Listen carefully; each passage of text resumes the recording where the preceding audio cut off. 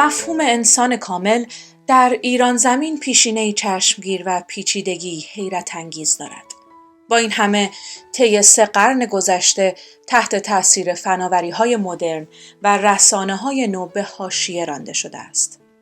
با وجود اینکه ما با تاریخی کهن و غنی از مفهوم انسان کامل در ایران زمین روبرو هستیم، این تصویر امروز زیر سلطه‌های رسانه‌هایی سنتی محدود مانده و نتوانسته خود را به درستی ارائه دهد. اما در مقابل آن روایت‌هایی نو از ابرانسان را می‌بینیم که از داستان‌های اروپایی ریشه گرفته و در چرخه تولیدات مکرر فرهنگی و اقتصادی و از راه صنعت مدرن خصلتی جهانی پیدا کرده است. برای روشن شدن دعوی خوب است 2 نمونه نامدار از این ابرانسان‌ها را با هم مقایسه کنیم. رستم ابرانسانی است ایرانی که از نظر تاریخی به شخصیتی در ابتدای عصر اشکانی یعنی حدود 2000 سال پیش مربوط می شود و روایت‌هایش به همین سبک و سیاق که امروز وجود دارد در ادبیات و هنر عصر ساسانی نیز قابل مشاهده است. کتاب عظیمی مانند شاهنامه بر محور شخصیت او سروده شده و شماری از نامدارترین و بانفوذترین اندیشمندان درباره‌اش سخن گفتند. امروز نیز طبقه فرهیخته با رستم و روایت‌هایش آشنا هستند. اما رسانه اصلی انتقال ماجرای رستم همچنان کتاب‌های حجیم و زبانی سنجیده و فخیم است که شاید همه با آن ارتباط برقرار نکنند. اما سوپرمن آفریده‌ای تخیلی و خلاقانه است که یک طراح مجلات کمیک استریپ حدود 80 سال پیش آن را پدید آورده.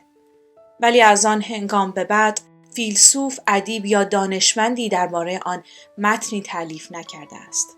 با این همه انبوهی از فرآورده‌های فرهنگی و غیر فرهنگی بر محور آن پدید آمده و چرخش مالی که این نماد هر ساله تولید می‌کند سر به فلک می‌زند.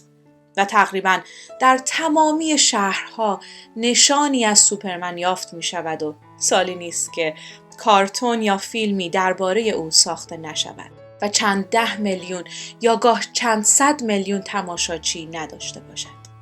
از طرفی سوپرمن با وجود بافت علمی تخیلی داستانش در واقع زندگی نامه‌ای جادویی دارد. توانایی‌های او عبارتند از رویین‌تنی، پرواز کردن، سوزاندن و ذوب کردن چیزها با نگاه و زورمندی باور نکردنی و اغراق‌آمیز که تمامی این عناصر ماهیتی جادویی دارند و دقیقاً همان چیزهایی هستند که در اساطیر قدیمی اروپایی پیشینه داشته و سوپرمن در واقع تناسخی است از همان پهلوانان قدیم یونانی که با وجود تأکید بر سویه‌های علمی توانایی ارتباطی با علم مدرن را ندارد و ادامه مستقیم همان روایت‌های باستانی محسوب می‌شود. اما رستم از خیلی جنبه‌ها امروزی‌تر و غیر خرافی‌تر است. زیرا رستم انسانی تمام عیار است و هیچ توانایی جادویی و غیرعادی به جز زورمندیش ندارد و آن هم در حدی نیست که نامعقول باشد.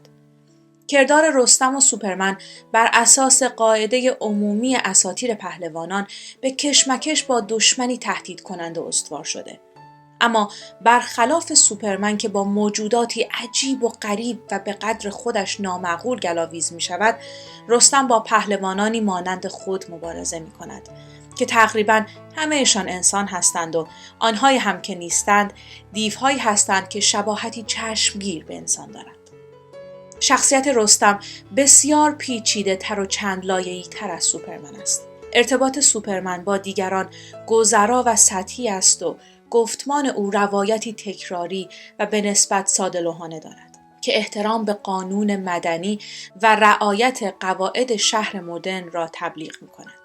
اما رستم شخصیتی است که تمامی قوانین را کنار می‌گذارد و تنها بر اساس قوانینی که خود بنا کرده کردارش را انتخاب می‌کند. از این روست که رستم را می‌توان پهلوانی اخلاقی به معنای حقیقی کلمه به حساب آورد، در حالی که سوپرمن از عمق اخلاقی و فلسفی به کلی تهی است. به همین سبب است که کودکان سوپرمن را میپسندند و وقتی سن و سال یافتند از سطحی فرهیخته تر باشند به رستم روی می آورند.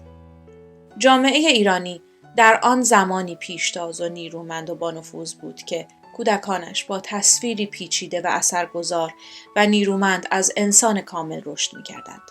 در جامعه‌ای که کودکانش از ابتدای کار داستان رستم را آموخته باشند، دشوار بتوان دروغ گفت، دزدی کرد، لاف گزاف زد و ریا ورزید.